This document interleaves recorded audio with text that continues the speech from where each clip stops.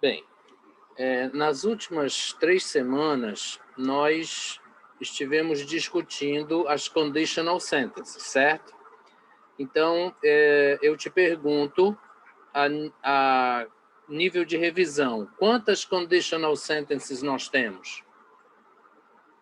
A gente tem a zero conditional, Uhum. a first conditional, Uhum. second e a third. Ok. Nós temos, então, quatro tipos, né, de conditional sentences. Então, vamos ver se nós conseguimos lembrar o que é que cada uma, de como cada uma se estrutura e o que é que cada uma significa. Então, vamos lá. A zero conditional, você lembra?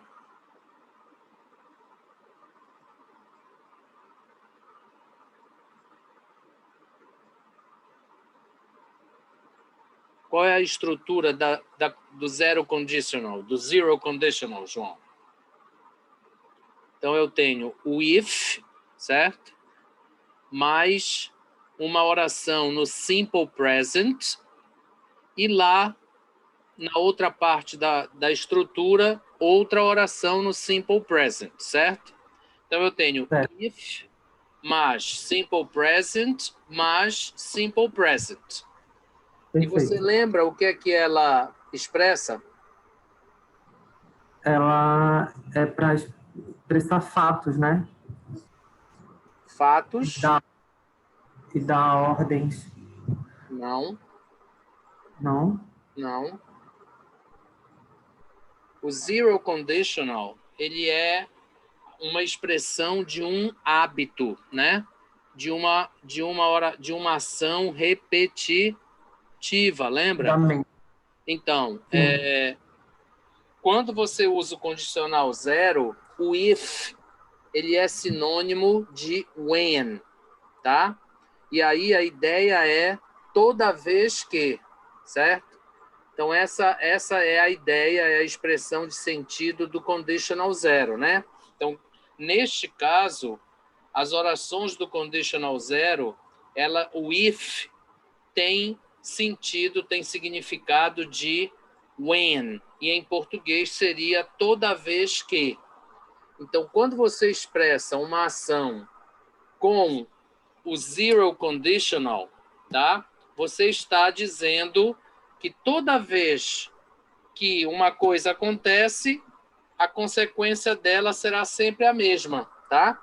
Então, a expressão aí é a de um hábito, tá? De uma ação que não se modifica. Então, você lembra que a gente viu aquela coisa de quando a gente vai a um restaurante, a gente não olha o cardápio, a gente sempre pede a mesma refeição, né? Então, if I go to a Japanese restaurant, I eat sushi. Então, isso quer dizer, como eu estou usando o condicional zero, né, o if com o presente e depois o presente de novo, o que eu estou tentando dizer para quem me ouve é que toda vez que eu vou a um restaurante japonês, eu nem olho o cardápio. Entrei no restaurante japonês, eu vou comer sushi. Então, isso é um hábito, tá? É uma ação que não se modifica, tá? Então, o if, nesse caso, ele é sinônimo de when, de every time, quer dizer, toda vez que, certo? Esse é o conditional zero, tá bom? Alguma dúvida? Não. Ótimo. E o first conditional? Quem lembra? Qual é a estrutura do first conditional? É o with, mais o present, mais o will e um verbo, né? Não é só o will, né? É o if, mais o simple present, mais o modal simple. Isso, é um modal simples, tá? O mais frequente é o will. E o que é que ele expressa?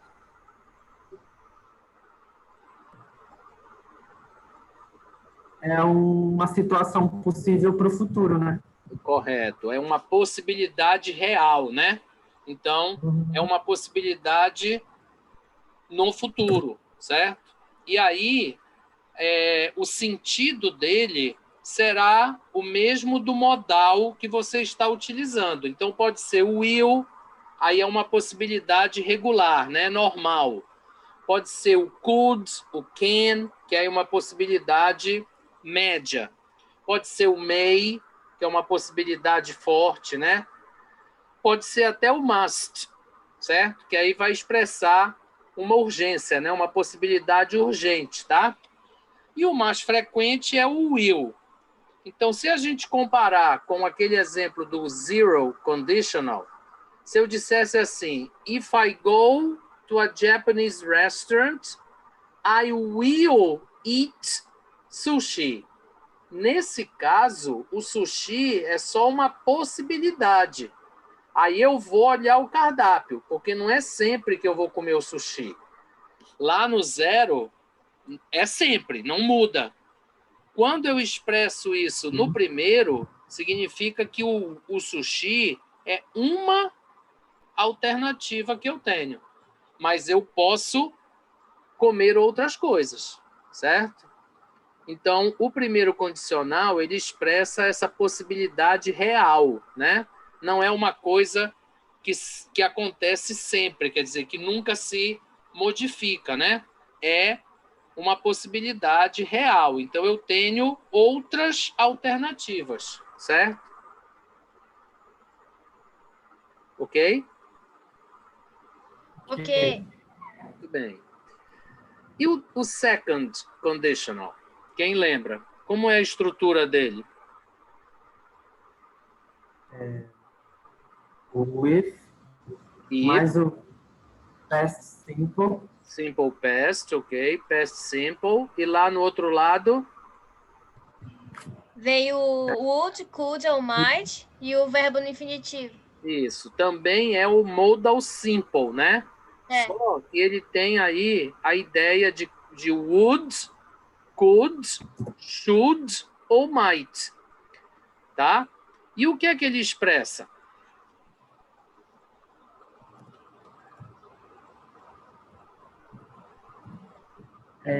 Ele expressa.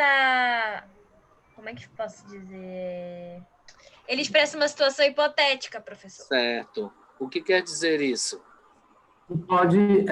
Ela é imaginária agora, mas ela pode ser real no futuro. Pronto, ela é imaginária, né? Portanto, você está dizendo algo diferente da realidade, algo que é contrário à realidade. E esta realidade a qual você está se referindo, ela é do momento presente. Então, apesar de que você está estruturando a frase do if com o verbo no passado, o contexto a que você se refere é o presente. Então, se você disser assim, if I had money, a verdade é, eu não tenho dinheiro. Então, você fica conjecturando, né? Especulando em relação ao presente. Então, if I had money, se eu tivesse dinheiro. Então, se eu tivesse, a verdade qual é? Que eu não tenho.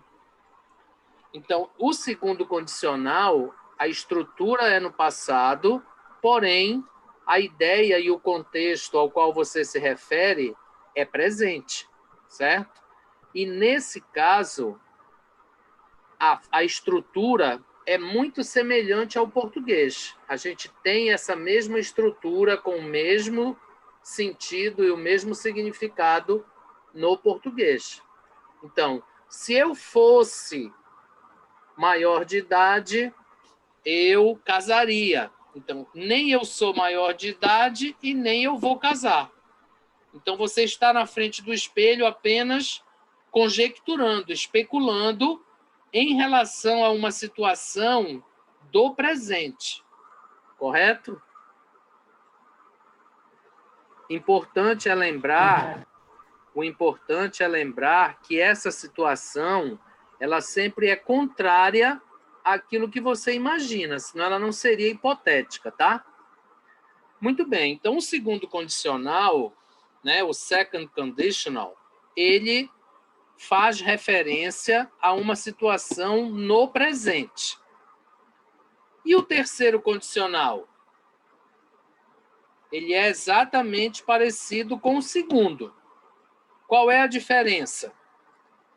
Você muda, né, os tempos verbais da estrutura e também é uma situação hipotética, portanto, imaginária, né, irreal, contrária ao fato. Porém, no terceiro condicional, a referência à situação é passado. Então, é a mesma coisa do segundo. Só que lá no segundo, você faz referência a uma situação no presente. E no terceiro, você faz referência a uma situação no passado. Então, é algo que você fez, mas não deveria ter feito. Ou que você não fez, mas deveria ter feito. Então, a expressão aí é de uma crítica, é de uma expressão de remorso. É como se você estivesse fazendo um meia-culpa na frente do espelho, certo? Então, a estrutura nesse caso é o if mais o past perfect, quer dizer, o passado perfeito, que é o had mais o particípio do verbo. E lá do outro lado é o modal perfeito, que aí você tem o modal mais o have mais o particípio do verbo. Então, if I had studied, I would have passed. Se eu tivesse estudado, eu teria passado. Qual é a verdade? Eu não estudei, portanto, eu não passei. Então, eu estou expressando o meu remorso, certo? A minha crítica, tá? E, neste caso, a estrutura e a oração significado é igual, novamente, ao português. Você faz o mesmo tipo de estrutura e o mesmo tipo de consideração no português, certo? Se eu tivesse comprado uma casa nova, eu teria me mudado. Então, eu nem comprei a casa nova e nem me mudei. Então, aí é a mesma coisa, uma hipótese, uma situação imaginária, uma situação irreal, contrária ao fato, que faz referência, neste caso, ao passado. Portanto, né, por causa disso, a ideia é de uma crítica, de uma expressão de remorso ou crítica, tá? Então, esses foram os 4 condicionais que nós estudamos, né, que a gente vem estudando nas últimas 3 semanas. Lembram? Alguma dúvida? Nenhuma pergunta? Não, professor. Muito bem. Então, neste caso agora, nós vamos fazer aquela atividade que é o nosso fechamento do conteúdo, que é o exercício associado ao Communicative Method. Então, vocês vão escolher um dos condicionais ou uma dupla deles, tá? Então, vocês lembram que a gente fez um contraste entre o zero e o first. Depois, a gente estudou o second e o third individualmente. O que é que eu estou pedindo que vocês façam? Que vocês escolham um dos condicionais, pode ser o 0, 1, 2 ou 3, ou uma dupla deles.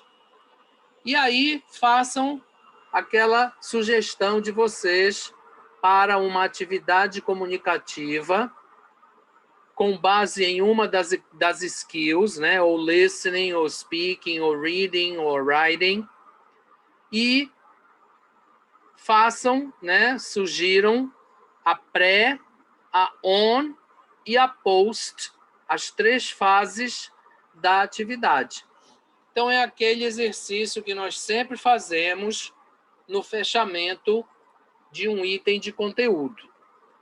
Essa semana a atividade de vocês não é pontuada, né? Mas é um exercício prático que eu acho que vocês devem fazer, tá? Para treinar.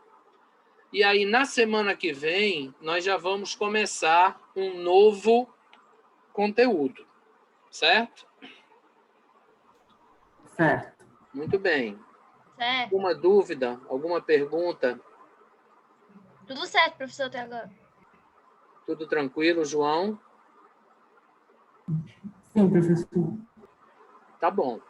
Então, lembrando, né, sempre que vocês podem acessar o vídeo, né, lá na plataforma, tá?